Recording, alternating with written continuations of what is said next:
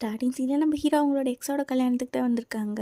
அங்கே போய் பொண்ணுக்கிட்ட எதுக்காக என்ன பிரேக்கப் பண்ணிட்டு போனேன் அப்படின்ட்டு கேட்க, அந்த ஆர்கியூமெண்ட்டில் தெரியாமல் அவங்களோட தாலியை பிடிச்சி இழுக்க அது அவங்க கையோட வந்துடுது.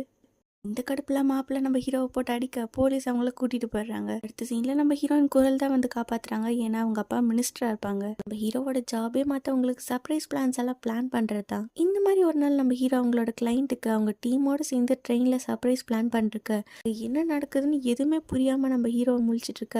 அப்புறம் பார்த்தா நம்ம ஹீரோயின் வந்து ப்ரப்போஸ் பண்ணிடுறாங்க.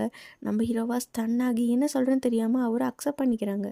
அடுத்த சீனில் நம்ம அகன் வந்து சொல்கிறாங்க, இதை பாரு குரல், நம்ம சின்ன வயசுலேருந்து ஒன்றா தான் வளர்ந்தோம், ஃப்ரெண்ட்ஸ் மாதிரி இருந்தோம். நீ என்ன தான் என்னோட மாமா பொண்ணாக இருந்தாலும் எனக்கு உன் மேலே ஜீரோ ஃபீலிங்ஸ் தான் இருக்குது. நமக்கு இதெல்லாம் செட் ஆகாது, நம்ம எப்போ போல் ஃப்ரெண்ட்ஸாகவே இருக்கலாம் அப்படின்னு சொல்ல, இதை கேட்டு நம்ம ஹீரோனுக்கு ரொம்ப கஷ்டமாயிடுது. இதுக்கப்புறம் நம்ம ஹீரோவை பார்க்க முடியாமல் அவங்க வெளியூர் போய் படிக்க போயிடுறாங்க.